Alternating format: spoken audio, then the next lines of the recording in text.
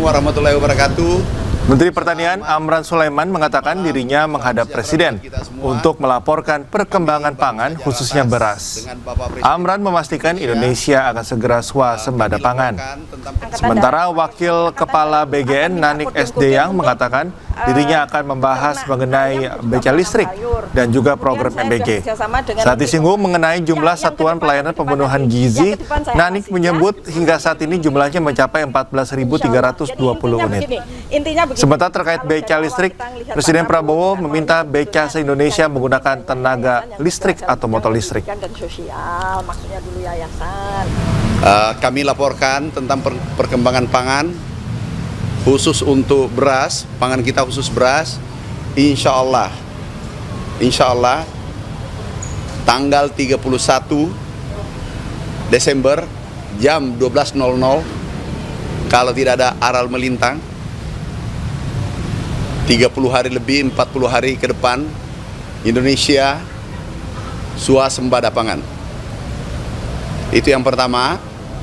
Dan ini adalah dari target 4 tahun, tapi kita capai insya Allah 1 tahun. Pemirsa, Menteri SDM Bahlil Lahadalia memastikan stok BBM nasional masih dalam kondisi aman. Dalam hitungannya, ketersediaan BBM masih cukup hingga 18 hari ke depan. Ya pemirsa, Bahlil meyakini dengan stok BBM ini dapat mencukupi ketersediaan masyarakat Indonesia. Meskipun sejumlah SPBU swasta masih terdapat beberapa yang tidak menjalankan penjualan bensin. Bahlil menjelaskan koordinasi dalam skema bisnis to bisnis ini antara Badan Usaha Pengelola SPBU swasta dan juga Pertamina telah dilakukan, termasuk pembahasan mengenai ketersediaan BBM yang beredar di pasaran.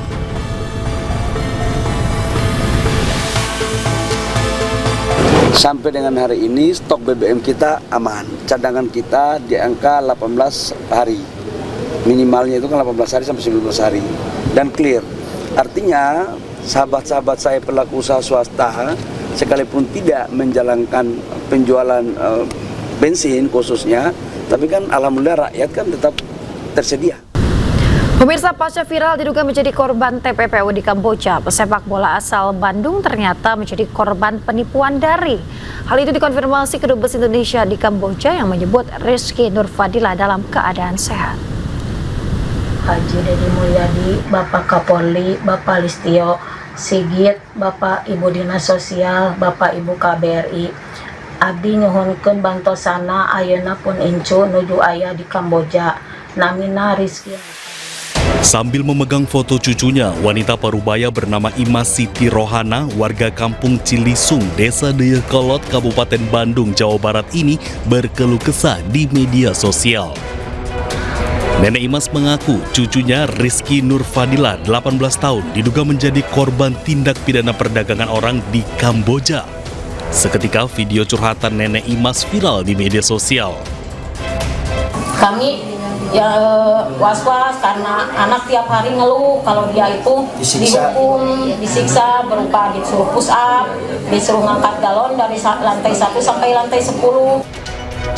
Sementara itu, Kedutaan Besar Indonesia di Kamboja membantah Rizky Nurfadilah menjadi korban TPPO. Dalam laman resminya, KBRI di Kamboja mengatakan Rizky Nurfadilah dalam keadaan sehat jasmani dan rohani. Rizky bukan menjadi korban TPPO, melainkan menjadi korban sindikat penipuan daring yang menawarkan pekerjaan di luar negeri. Saat ini pihak KBRI Kamboja tengah berkoordinasi dengan berbagai pihak untuk memulangkan Rizky ke tanah air. Tim Liputan News melaporkan. Polisi dan pemerintah Myanmar menggerebek pusat penipuan dan menangkap hampir 346 pekerja asing asal Cina di daerah Sway Koko, dekat dengan perbatasan Thailand. Penggerebekan kantor penipuan internet dilakukan oleh polisi Myanmar dalam operasi yang mengerahkan hampir 100 gabungan tentara dan polisi. Bangunan-bangunan di daerah Sway Koko diisi oleh hampir 350 orang yang berada di dekat perbatasan Thailand dan Myanmar. Selama operasi ini sebanyak 346 warga negara asing ditangkap dan hampir 10.000 ponsel dan peralatan terkait kasus penipuan turut disita. Pasca operasi, pihak berwenang menghancurkan 101 bangunan dan tersisa 47 bangunan lainnya yang akan dihancurkan. Kompleks penipuan ini dijalankan oleh geng kriminal yang memperkerjakan pekerja asing asal Cina.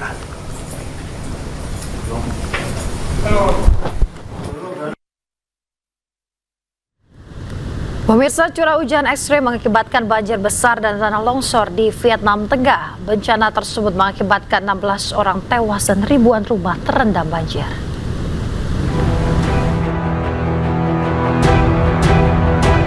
Banjir besar dan tanah longsor di Vietnam telah menewaskan 16 orang, serta menyebabkan 5 orang hilang dan ribuan orang dievakuasi.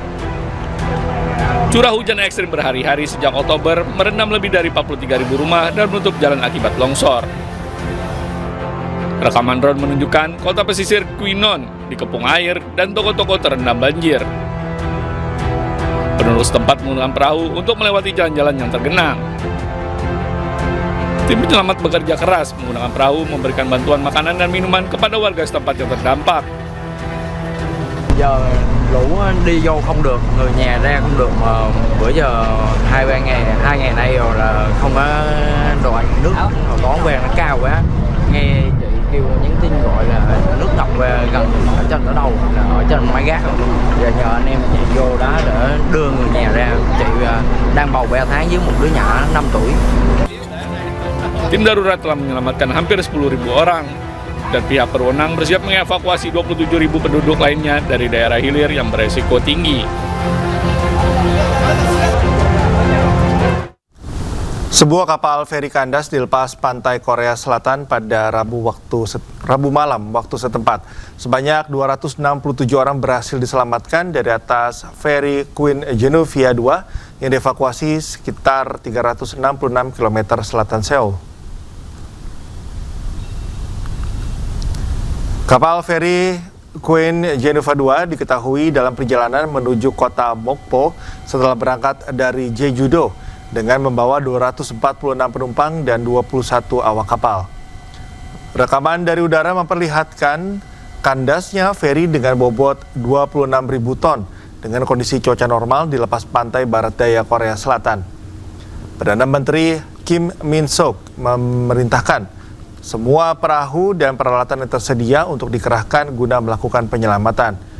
Pihak berwenang melaporkan 27 orang menderita cedera, termasuk sakit kepala dan nyeri punggung akibat guncangan dan benturan hebat.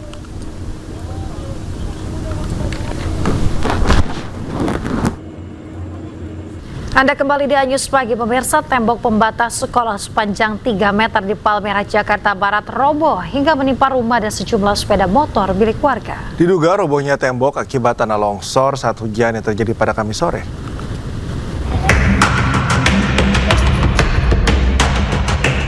Inilah kondisi robohnya tembok pembatas sepanjang 3 meter milik salah satu sekolah di Palmerah, Jakarta Barat. Tembok pembatas antar sekolah dan pemukiman warga ini roboh usai hujan deras melanda wilayah Jakarta pada Kamis sore. Akibat insiden ini, salah satu rumah warga rusak tertimpa tembok. Sejumlah sepeda motor warga yang berada di dekat tembok juga ikut tertimbun reruntuhan. Dan memang ini tembok sudah lama dan memang tidak diperkirakan bahwa akan terjadi musibah seperti ini tadi. Tadi memang sempat hujan tadi ya, sempat hujan juga. Ya memang beberapa hari ini kan memang kondisi hujan di wilayah DKI dan wilayah kami ini cukup ekstrim. Hujan deras tadi juga sore. Tidak ada korban jiwa dalam peristiwa ini. Polsek Palmerah pun langsung melakukan olah TKP dan memasangi garis polisi agar warga tidak mendekat ke lokasi. Dari Jakarta, Mifatul Gani, iNews melaporkan. Pemirsa, kebakaran hanguskan 4 unit rumah warga di Kota Jambi. 5 mobil pemadam kebakaran dikerahkan ke lokasi kejadian. Pak, mohon cepat Pak, ini sudah besar apinya Pak. 4 rumah non-permanen yang berlokasi di Kelurahan Sijenjang, Kecamatan Jambi Timur, Kota Jambi, ludes terbakar. Material rumah yang terbuat dari kayu membuat api dengan cepat membesar menghanguskan seluruh bangunan rumah. Diduga, kebakaran terjadi akibat korsleting listrik dari salah satu rumah yang terbakar. Petugas pemadam yang menerima laporan langsung menuju lokasi dengan mengerahkan 5 mobil pemadam untuk memadamkan kobaran api. Namun, sempitnya akses jalan dan banyaknya warga yang berkerumun membuat petugas kesulitan melakukan upaya pemadaman. Api baru berhasil dipadamkan 4 jam kemudian. Meski tidak ada korban jiwa dalam peristiwa ini, namun kerugian ditafsir mencapai ratusan juta rupiah. Dari kota Jambi, Adrianus Susandra, Ainus melaporkan.